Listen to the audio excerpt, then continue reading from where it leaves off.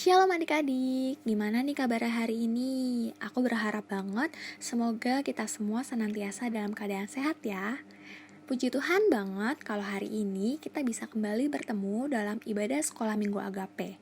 Minggu lalu aku, Kak Tirza, ditemani oleh Koko Franz yang menceritakan tentang kepompong dan semut. Nah, hari ini aku nggak lagi ditemani oleh Koko Franz, tapi ditemani oleh Cici Yeyen yang juga akan menceritakan firman Tuhan. Cerita firman Tuhan apa ya hari ini? Oleh karena itu, yuk sebelum kita memulai ibadah hari ini, kita mau mempersiapkan diri. Dan aku mengundang adik-adik semua untuk duduk yang manis. Kita mau sama-sama berdoa sebelum kita memulai untuk memuji, menyembah, dan mendengarkan firman Tuhan. Yuk ambil sikap yang terbaik, mari kita berdoa. Tuhan Yesus yang penuh kasih, kami mengucap syukur Tuhan kalau pada hari ini kami bisa kembali mengikuti ibadah online Sekolah Minggu Agape. Tuhan Yesus yang kiranya memimpin kami supaya kami dapat mengikuti ibadah hari ini dengan baik. Tuhan Yesus, kami siap Tuhan untuk memuji nama Tuhan. Kami siap Tuhan untuk menyembah nama-Mu. Dan kami siap Tuhan untuk mendengarkan firman Tuhan. Kiranya Engkau yang senantiasa memimpin hati dan pikiran kami, supaya kami bisa senantiasa fokus dalam ibadah hari ini. Hanya di dalam nama Tuhan Yesus, kami menyerahkan sepenuhnya kehidupan kami dan ibadah hari ini ke dalam tangan kuasa-Mu. Hanya di dalam nama-Mu kami sudah berdoa. Terima kasih Tuhan. Amin. Tiba saatnya kita mau memuji nama Tuhan. Nah, oleh karena itu, aku mau mengajak adik-adik semua untuk berdiri. Yuk kita berdiri. Dan kita mau menyanyikan satu buah pujian yang bilang kalau kasih Tuhan Yesus itu gak berkesudahan. Bahkan selalu baru setiap hari. Sebab apa? Sebab Tuhan Yesus adalah Tuhan yang baik untuk kita semua. Yuk kita nyanyikan lagu Tuhan Yesus Baik.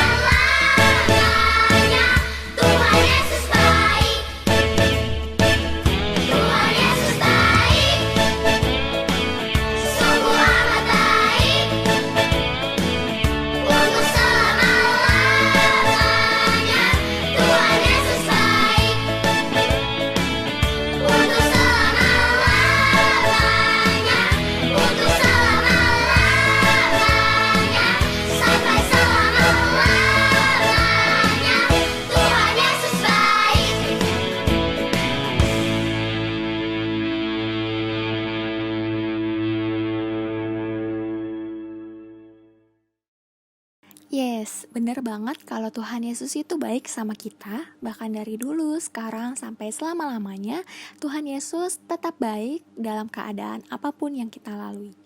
Nah, saat ini, tiba saatnya kita mau mendengarkan firman Tuhan. Aku mau mengundang adik-adik untuk mempersiapkan diri sebaik mungkin, masih tetap dalam keadaan berdiri, kita mau menyanyikan sebuah pujian yang bilang kalau kita mau memanggil Yesus, kita mau mengundang Yesus untuk masuk ke hati kita, untuk memimpin setiap langkah kita, dan kita mau menyerahkan setiap kehidupan kita kepada Tuhan Yesus. Kita mau menyanyikan lagu Yesus Kupanggil.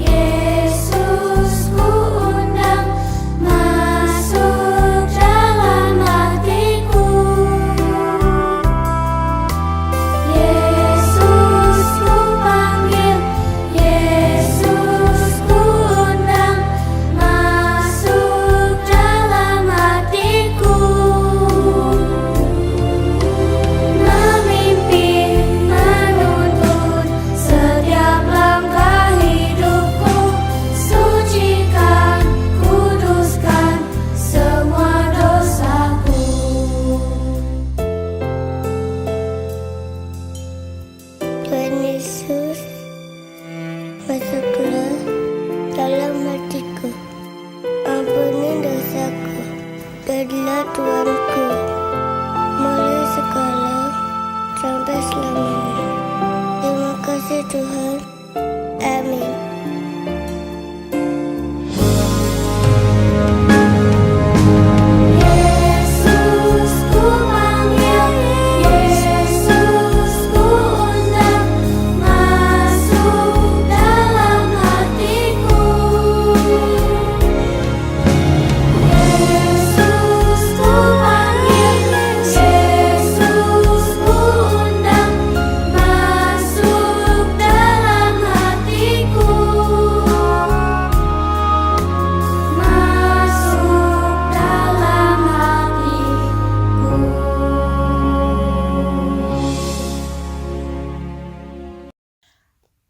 Mari kita bersatu di dalam doa. Tuhan Allah Bapa kami dalam surga, terima kasih ya Tuhan untuk pagi hari ini kami boleh memuji dan memuliakan nama Tuhan. Tuhan, sebentar kami akan mendengarkan cerita firman Tuhan. Kiranya Tuhan menolong kami, membuat kami mengerti, membuat kami boleh semakin tahu ya Tuhan, maksud Tuhan, apa maunya Tuhan di dalam kehidupan kami. Terima kasih Bapa. Kalau pada minggu ini ya Tuhan, kami juga mau belajar lagi tentang kasih Tuhan, agar kami juga boleh mengasihi sesama dan kami boleh mengasihi Engkau lebih dari apapun juga. Terima kasih Bapa, terima kasih Yesus. Biarlah firman Tuhan saat pagi hari ini boleh sungguh-sungguh menjadi berkat buat kami dan boleh menjadi berkat siapapun yang mendengarkannya. Terima kasih Bapa, kami sudah berdoa dan mengucap syukur hanya di dalam nama Anak-Nya Tunggal Tuhan kami Yesus Kristus. Haleluya, amin. Selamat pagi adik-adik. Pada pagi hari ini Cici mau bercerita tentang seorang Samaria yang baik hati. Adik-adik tahu bahwa cerita ini adalah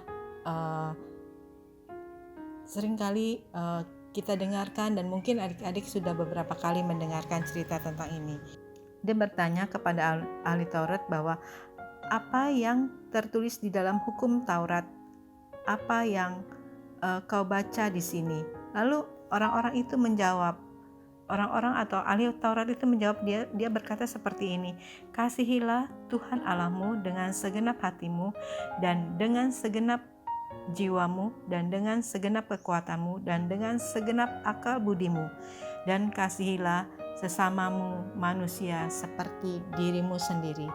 Adik-adik, pada saat ahli Taurat menjawab seperti itu, apa yang dikatakan Tuhan Yesus? Adik-adik bisa baca bahwa di dalam setelah itu Tuhan Yesus menjawab, jawabmu benar. Nah, Tuhan Yesus berkata bahwa ahli Taurat itu benar di dalam menjawab itu. Nah, lalu apa yang diperintahkan setelah itu? Perbuatlah demikian. Ini adalah kata-kata pertama di dalam pembacaan firman Tuhan. Tuhan Yesus berkata, perbuatlah demikian. Maksudnya apa nih gitu. Nah, si ahli Taurat bingung. Lalu dia dengan menjawab lagi, bagaimana ya melakukan hal itu? Rasanya berat sekali. Ahli Taurat merasa seperti itu, berat sekali. Akhirnya dia bertanya lagi nih kepada Tuhan Yesus. Dia bertanya, apa sih maksudnya sesamamu manusia? Nah, Tuhan Yesus akhirnya memberikan perumpamaan seperti ini. Karena Tuhan Yesus tahu bahwa ahli Taurat itu hanya bisa bertanya dan dia tidak bisa melakukan di dalam kehidupannya hari lepas hari. Lalu Tuhan Yesus memberikan ilustrasi atau gambaran yang lebih tepatnya apa yang harus dilakukan sebagai orang-orang yang percaya dengan Tuhan Yesus. Nah, gambar pertama Cici akan tampilkan yaitu pada waktu itu ada seorang Yahudi yang mengadakan perjalanan turun dari kota Yerusalem ke kota Yeriko seorang diri. Jadi dia berjalan tidak bersama keluarganya, tidak berjalan bersama orang tuanya, tetapi dia berjalan sendiri. Adik-adik, Cici juga mau menjelaskan bahwa siapa sih orang ini melakukan perjalanan sendiri.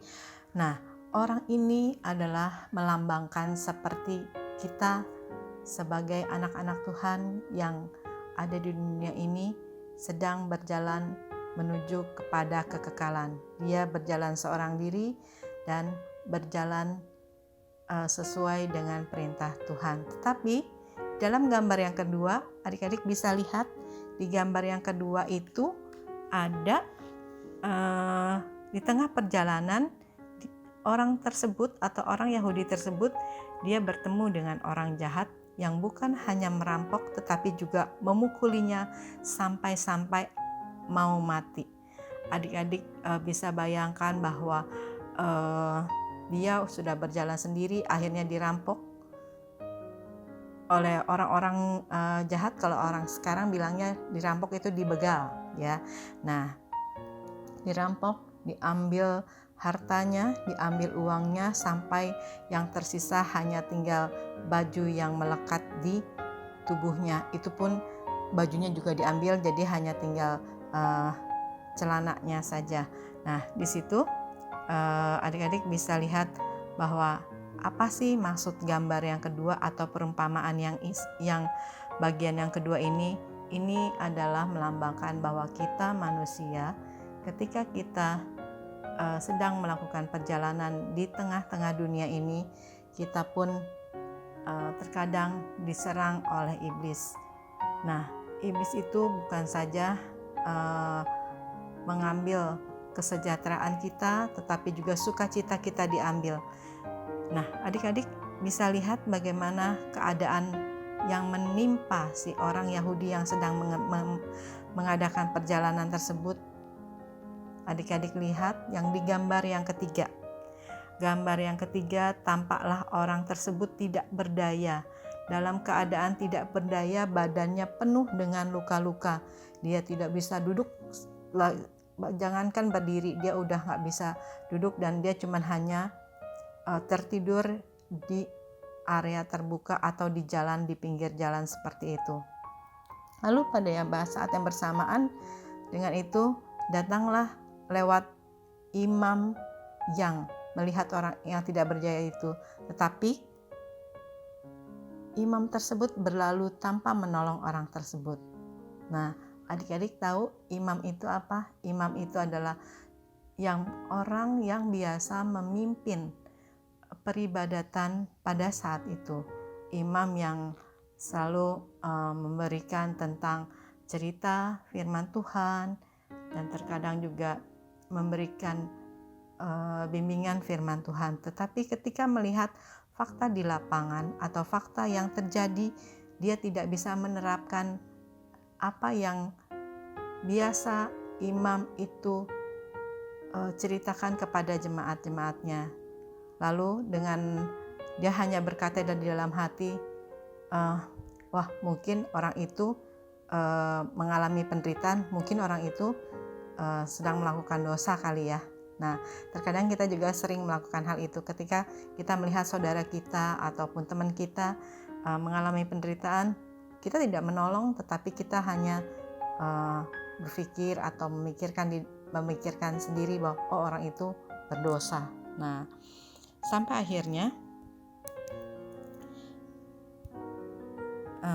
akhirnya adik-adik pada setelah itu lewat pula orang Lewi melewati daerah tersebut, dan dia juga melihat bahwa orang Yahudi itu sedang mengalami penderitaan dan dia tidak berdaya.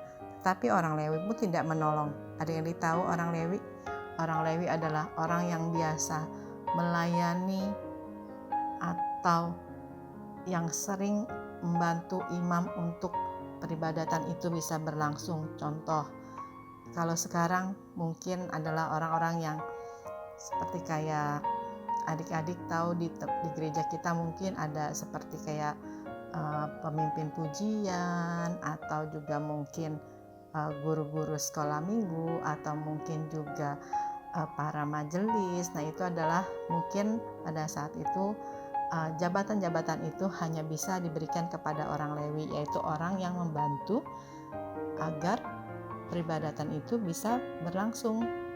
Nah, orang-orang itu bisa dikatakan orang Lewi dan imam itu adalah sebenarnya orang-orang yang mengerti firman Tuhan, orang-orang yang setiap hari mungkin menceritakan tentang firman Tuhan, tetapi dia tidak melakukan firman Tuhan itu tersebut. Nah, adik-adik, kita lihat orang yang ketiga yang juga lewat di area tersebut. Dia adalah seorang Samaria. Dia seorang yang menurut kasta ataupun tingkatan ataupun derajat kerohaniannya pada saat itu, orang Samaria ini bisa dikatakan orang yang terendah, orang-orang yang sering dikecilkan. Karena kenapa? Karena orang Samaria itu adalah orang yang tidak orang yang sering disebut sebagai orang yang sering mengadakan sudah berbaur dengan orang-orang kafir. Jadi orang Samaria itu adalah orang yang sudah kawin dan mengawinkan orang-orang kafir. Jadi pada saat itu dipandang rendah karena dia sudah tidak mengikuti perintah Tuhan. Tetapi orang Samaria yang lewat pada saat itu adalah orang Samaria yang mempunyai belas kasihan. Adik-adik tahu bahwa ketika orang Samaria itu lewat, dia tergeraklah oleh belas kasihan, dan orang Samaria itu pada saat itu menunggangi seekor keledai, dan dia juga sedang mengadakan perjalanan, dan dia juga ingin melakukan peribadatan seperti orang Lewi dan imam yang sudah lewat terlebih dahulu. Nah, adik-adik, kita bisa baca di dalam ayatnya yang ke-34. Di 34 di firman Tuhan dikatakan, ia pergi kepadanya lalu membalut luka-lukanya, sesudah itu menyiraminya dengan minyak dan anggur. Kemudian ia menaikkan orang itu ke atas keledai tunggangannya sendiri, lalu membawanya ke tempat penginapan dan merawatnya. Nah, adik-adik, orang Lewi itu mempunyai belas kasihan yang sangat besar terhadap orang Yahudi yang sedang terluka pada saat itu, dan dia membalut lukanya, menyembuhkan lukanya dengan cara menyiraminya dengan minyak dan anggur. Nah, adik-adik tahu bahwa lambang minyak pada saat ini adalah minyak itu artinya Roh Kudus, dan anggur itu adalah darah Yesus. Nah, perumpamaan ini adalah orang Samaria itu adalah perumpamaan seperti Yesus yang menebus orang yang sudah tidak berdaya, bahwa memberikan kesembuhan bagi orang yang sedang terluka tersebut. Keesokan harinya, kita bisa lihat di gambar yang kelima, keesokan harinya orang Samaria itu memberikan, kita bisa memberikan, bukan saja menyembuhkan dan menyembuhkan lukanya dan membawanya ke dalam rumah penginapan, tetapi dia juga memberikan uang kepada yang mempunyai rumah penginapan itu, dan dia memberikan lebih agar supaya orang itu bisa disembuhkan lukanya. Dan dia berjanji bahwa suatu hari ketika dia lewat lagi, apabila orang ini memerlukan dana yang lebih, dia akan memberikannya. Sebagai penutup, akhirnya dari cerita ini Tuhan Yesus bertanya kepada para ahli Taurat yang tadi ingin mencobai Tuhan Yesus, dan dia bertanya kepada ahli Taurat itu, apa dari ketiga contoh di atas, apa yang menurut kalian harus kamu lakukan kepada sesamamu? Lalu ahli Taurat menjawab, yang harus kami contoh atau yang harus kami ikuti adalah orang yang berbelas kasihan, yaitu orang Samaria. Tuhan Yesus berkata kepada kepada para ahli Taurat, betul, lakukanlah demikian, lakukanlah seperti itu. Itu adalah kata Tuhan Yesus yang kedua tentang perkataan lakukanlah seperti itu. Karena Tuhan Yesus tahu bahwa orang Taurat itu belum tentu bisa melakukan hal itu. Tapi adik-adik, melalui cerita ini ada yang ingin Cici sampaikan, bahwa kita bisa melakukan seperti orang Samaria lakukan, asal kita benar-benar mencintai Tuhan Yesus dan kita mau melakukan setiap apa yang Tuhan Yesus ingin kita lakukan di dalam dunia ini, yaitu memberikan kasih kepada sesama, memberikan kasih kepada orang di sekitar kita.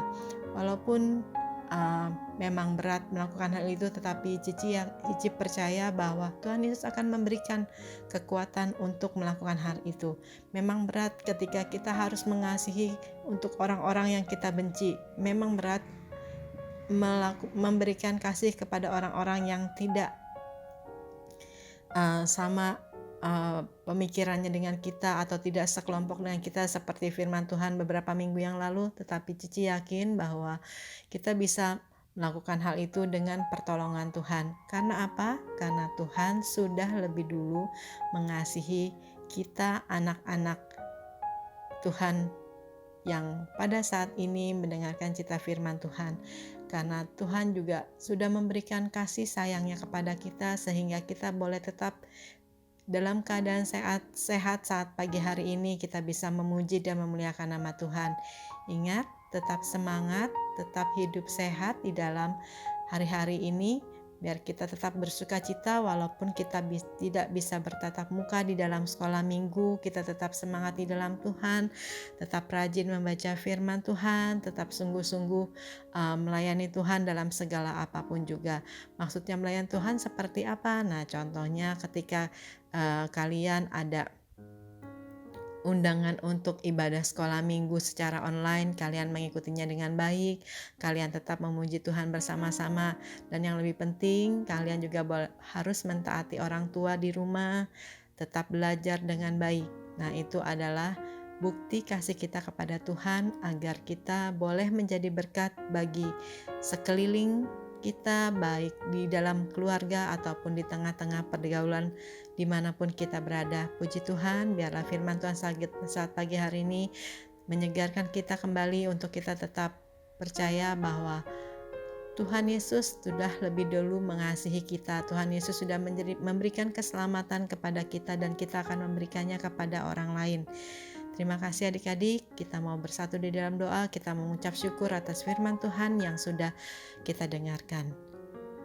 Tuhan Allah Bapa kami dalam surga, terima kasih Bapa, terima kasih Yesus, biarlah Tuhan firman Tuhan yang sudah kami dengar, cerita firman Tuhan, serta gambar ilustrasi yang sudah kami lihat, biarlah Tuhan ini boleh sungguh-sungguh menjadi berkat bagi kami, biarlah Tuhan kami terus mau bertumbuh dan kami boleh mau menjadi anak-anak Tuhan yang menyenangkan hati Tuhan melalui tindakan dan tingkah laku yang menyenangkan hati Tuhan.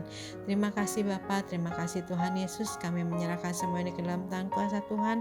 Kami juga menyerahkan orang tua kami ya Tuhan yang pada saat ini bekerja untuk mencari nafkah bagi keluarga dan bagi kami semua.